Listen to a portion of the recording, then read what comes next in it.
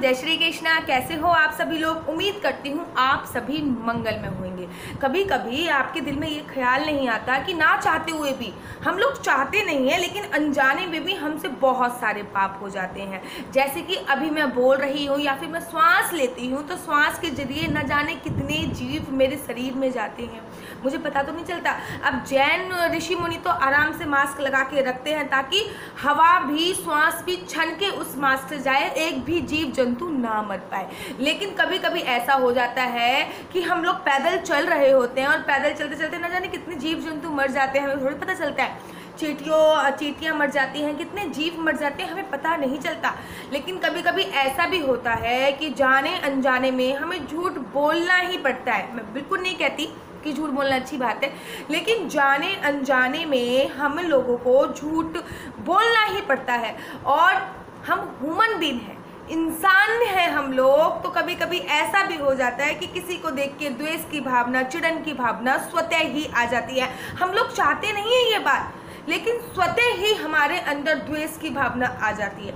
ऐसे अनगिनत उदाहरण हैं, जैसे कि चलो शहरों में तो चूल्हे पे खाना नहीं बनता है, गैस पे खाना बनता है, लेकिन जब गांव में चूल्हे पे खाना बनता है तो उस लकड़ियों में न जाने कितने जीव होते होंगे। और अनजान में ही, मतलब हम जानबूझ के नहीं कर रहे हैं, अनजाने में ही वो जीव, हम जब लकड़ी जलाते हैं तब मर जाते हैं।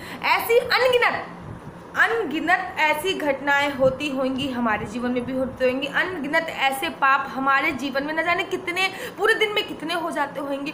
तो हम ऐसा तो नहीं कि इसका प्रायश्चित ही करते रहें बार बार कि आए आज मैंने एक बार झूठ बोल दिया, अब इसका प्रायश्चित करूँ, है आज मैंने एक बार इससे मैं चिढ़ गई, अब मैं इसका प्रायश्चित करूँ, अब मैं श्वास मैंने एक बार ले लिया, न जाने कितने जीव चलेगा, मैं इसका प्रायश्चित करूँ। तो इसका सोल्यूशन क्या है?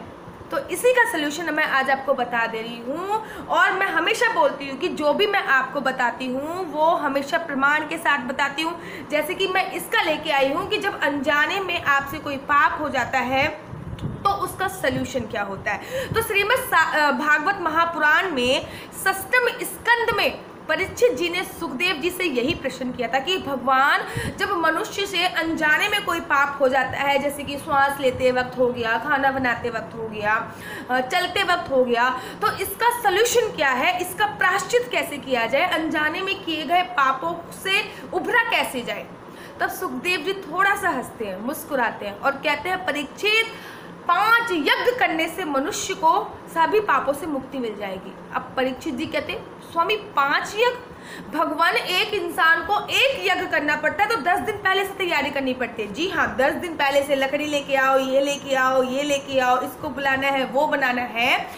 तो 5 यज्ञ मनुष्य कैसे कर सकता है? अब जो सुखदेव जी ने आंसर दिया है ना, अब जो सुखदेव जी ने बात बोली है ना, वो सुन के तो मानव कल्याण के लिए इतनी अच्छी बात बोली है, मैं आपको क्या बताऊं। मानव कल्याण के उन्होंने बोला है कि मैं आज आपको 5 यज्ञ ऐसे बता रहा हूं कि जिससे अनजाने में किए गए पापों से मुक्ति मिल जाती है। मतलब जो पाप आपने अनजान में किए हैं उनसे मुक्ति मिल जाती है। देखिए, श्रीमद् भागवत जो महापुराण है, जो भी हमारे ग्रंथ हैं, वो कभी आपको कुछ खर्च करने के लिए नहीं देते हैं।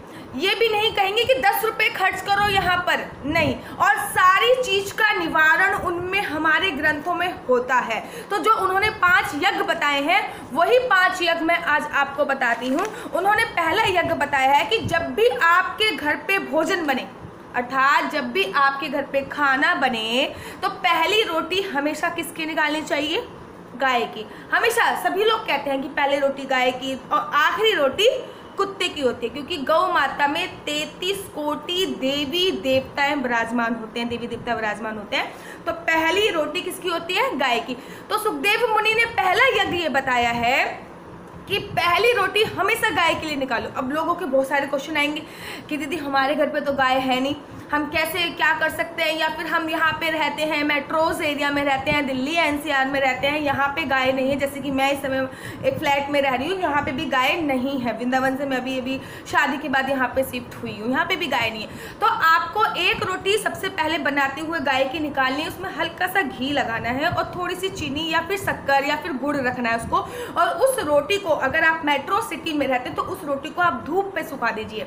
धूप में सुखाने के तत्पश्चात आप एक एक पॉलिथीन में या फिर कैरी बैग में उस रोटी को रख लीजिए। जब 1 महीने की रोटी इकट्ठी हो जाएगी तो आप किसी गौशाला में जाके उसको दे सकते हो। आप वृंदावन जाओ तो अपने साथ ले जाओ, कहीं भी, मतलब 1 महीने की रोटी इकट्ठी हो जाए तब आप गौशाला में जाओ। और मैं हमेशा बोलती हूँ कि अपने जन्मदिन पर एक वृक्षारोपण अवश्य करो, अपने जन्मदिन पर गौशाला में जरूर जाओ। तो ऐसे करके आप 1 रोटी प्रतिदिन गाय की निकालिए, तो ये एक यज्ञ हो गया। और दूसरा यज्ञ सुखदेव मुनि जी क्या कहते हैं दूसरे यज्ञ में, वो बोलते हैं कि हमेशा चींटियों को आटा डालें। अब आप कहोगे दीदी चींटियों को आटा हम कैसे डाल सकते हैं, हम चींटी कहाँ ढूंढने जाएं?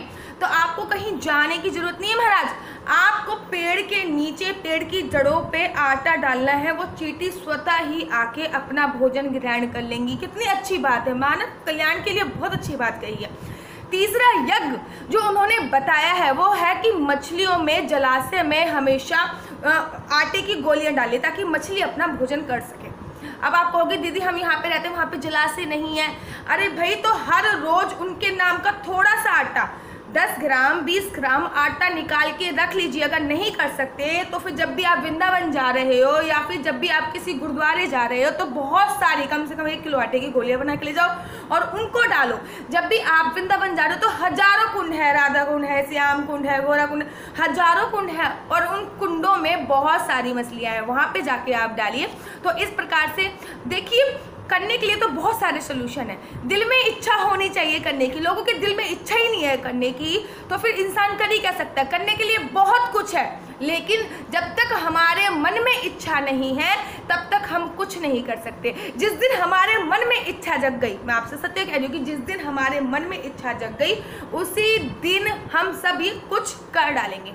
अब आपको बताती हूँ चौथा यज्ञ सुखदेव मुनि जी ने क्या बोला है। चौथा यज्ञ सुखदेव मुनि जी ने बोला है, बहुत अच्छा बोला है कि पक्षियों को अपने घर पे बाजरा डालिए, पक्षियों को दाना डालिए, पक्षियों को अनाज डालिए।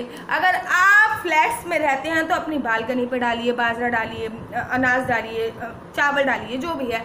अगर आप घर पे रहते हैं तो अपनी छत पर अलग से पक्षियों के लिए थोड़ा सा बाजरा हो गया, गेहूं हो गए, चावल हो गए, जो भी अनाज है वो आप पक्षियों को डालिए। और 5वां यज्ञ जो सुखदेव मुनि जी ने बोला है, मैं हमेशा कहती हूँ ये हमेशा करना चाहिए कि जब भी आप भोजन बनाओ, जब भी आप भोजन बनाओ, उसमें भोजन बनाने के बाद पहली रोटी आपने किसकी निकाल दी? गाय की, एकदम सही। अब जो दूसरी रोटी है उसको थोड़ा सा आपको तोड़ना है, उसमें घी लगाना है, उसमें शक्कर लगाना, और यहाँ पे आपने जिस अग्नि में भोजन बनाया है, गैस के पास ही, गैस के सामने ही वो भोजन अग्नि को समर्पित कर देना। मतलब अग्नि भगवान को आपको भोग लगाना है। और ये 5 यज्ञ सुखदेव मुनि जी ने बोले हैं परीक्षित से कि जिस व्यक्ति को अनजाने में पाप हो जाता है, चाहकर नहीं करते हम लोग कोई पाप, लेकिन अनजाने में हो जाता है, इस पे सोचने की जरूरत नहीं है। तो आप नित्य प्रतिदिन ये अपना नियम बांध लीजिए। अब आप मुझे बताइए इस नियम को बांधने में आपके कितने पैसे लगे? कितने भी पैसे नहीं लगे ना। तो अगर आप इस प्रकार से नियम करते हो तो आपको जो आपके पाप अनजाने में हो गए हैं उन पापों से आपको मुक्ति मिलती है और आपके भाग्य की जो रेखा है वो सौभाग्य में बदलती है, और जो दुर्भाग्य की रेखा है वो भाग्य में बदलती है, और जो भाग्य की रेखा है वो सौभाग्य में बदल देती है। जाते जाते आपको एक टिप और मैं देके जाती हूँ कि जब भी आपके घर पे मेहमान आए उनका आदर सत्कार हमेशा करो, कभी भी खाली पानी मत दो। किसी भी मेहमान को खाली पानी मत दो और उनको झूठा भोजन मत दो। ये बात विशेष ध्यान रखिए कि जब भी आपके घर पे कोई मेहमान आए, मैंने बहुत लोगों के घर पे देखा है कि खाली पानी दे दिया जाता है। खाली पानी मत दीजिए, उनके साथ कुछ ना कुछ मिठाई अवश्य रखिए और अतिथियों का आदर सत्कार जरूर कीजिए, उनको झूठा भोजन बिल्कुल भी मत दीजिए। तो ऐसा करने से आपके अनजाने में किए गए पापों से मुक्ति मिलती है और इनमें से भी आप कुछ नहीं कर सकते। बहुत सारे लोग तो ऐसे भी होंगे कि इनमें से भी कुछ नहीं कर सकते। अगर आप इनमें से भी कुछ नहीं कर सकते तो कलयुग केवल नाम आधारा, महाराज केवल नाम जप ही करते रहो कि हरे राम राम राम हरे हरे, हरे कृष्णा कृष्णा कृष्णा हरे हरे, कि कलयुग केवल नाम आधारा। आप केवल भगवान का नाम सिमरन करने से, आप केवल भगवान का गुणगान करने से भी तर सकते हो। तो चलिए, जय जय श्री कृष्णा, वंदे मातरम, भारत माता की जय, हर हर महादेव।